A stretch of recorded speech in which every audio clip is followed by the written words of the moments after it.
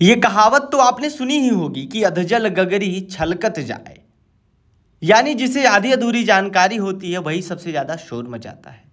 कुछ ऐसा ही हाल है गोरखपुर की तथाकथित अभिनेत्री काजल निषाद जी का। अब काजल निषाद जी रोज नए नए ड्रामे कर रही हैं।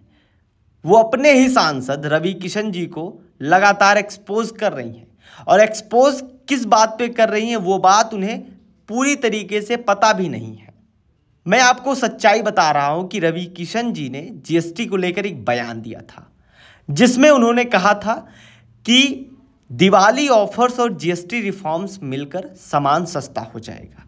लेकिन मीडिया वालों ने टीआरपी के चक्कर में बयान को आधा अधूरा काट कर चला दिया, और उस पर काजल निषाद जी का शुरू हो गया रोज का ड्रामा, क्योंकि इनके पास गोरखपुर में या उत्तर प्रदेश में कोई भी मुद्दा नहीं है कि जिस पर ये राजनीति करें।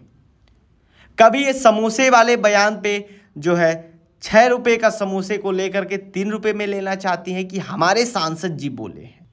आप सांसद जी की अगर बयान सुनी होती तो आज आप इस तरीके से उस समोसे वाले से ना बोली होती। समोसे वाले से भिड़ने कि हमें 6 का समोसा 3 रुपये में चाहिए। फिर यही नहीं ख़त्म होता इनका, फिर कपड़ों की दुकान पे जाकर हंगामा करना कि हमें 3000 का कोट 1600 में चाहिए। अरे बहन जी, जीएसटी नहीं, फ्लिपकार्ट का बिग बिलियन डे ऑफर है ये, थोड़ा गूगल तो कर लीजिए। और यही ऑफर रवि किशन जी बता रहे थे कि महाराज आपको दिवाली ऑफर प्लस जो है जीएसटी रिफॉर्म मिला करके आपको 50% तक डिस्काउंट मिलेगा। और आप जाकर के फ्लिपकार्ट अमेजॉन देखिए, लगभग 80% ऑफ मिल रहा है आपको कोटों पर। आपको खरीदना है तो वहां से खरीदिए। आपको पहनना है सरोजनी वाला माल और आप जा रही हैं लुइस फिलिप खरीदने, तो आपको तो कहाँ से वो सस्ता मिल पाएगा। लेकिन असलियत देखनी है आप लोगों को तो आप अपनी स्क्रीन पर एक बार देखिए।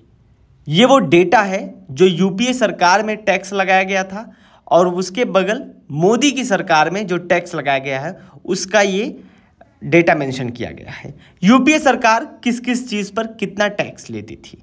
सीमेंट पर 30%, टूथपेस्ट पर 30%, मिनरल वाटर पे 28%, यहाँ तक के सैनिटरी पैड पे ये लोग 13% तक टैक्स लेते थे। वहीं आज मोदी सरकार में वही टैक्स 5% या 0% तक का हो चुका है। यानी छूट तो मिली है, लेकिन बचाने के लिए दिमाग भी होना चाहिए इन जैसे लोगों के पास।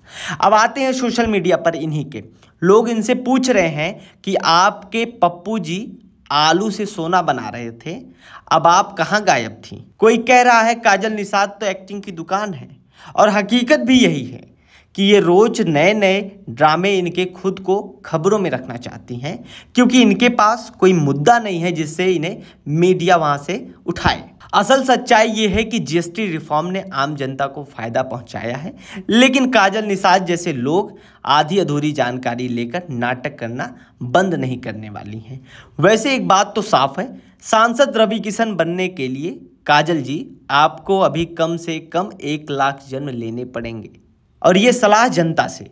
तो अगली बार जब आप अपनी टीवी या सोशल मीडिया पर आधी अधूरी बातें देखें तो ध्यान रखिए, हकीकत और हंगामा दोनों में फ़र्क होता है। रवि किशन जी को बदनाम करने का ये फेल ड्रामा जनता ने देख भी लिया है और समझ भी लिया है। आपको कैसा लगा पूरी वीडियो कमेंट बॉक्स में ज़रूर लिख कर बताइएगा। मिलते हैं आपको नेक्स्ट वीडियो में।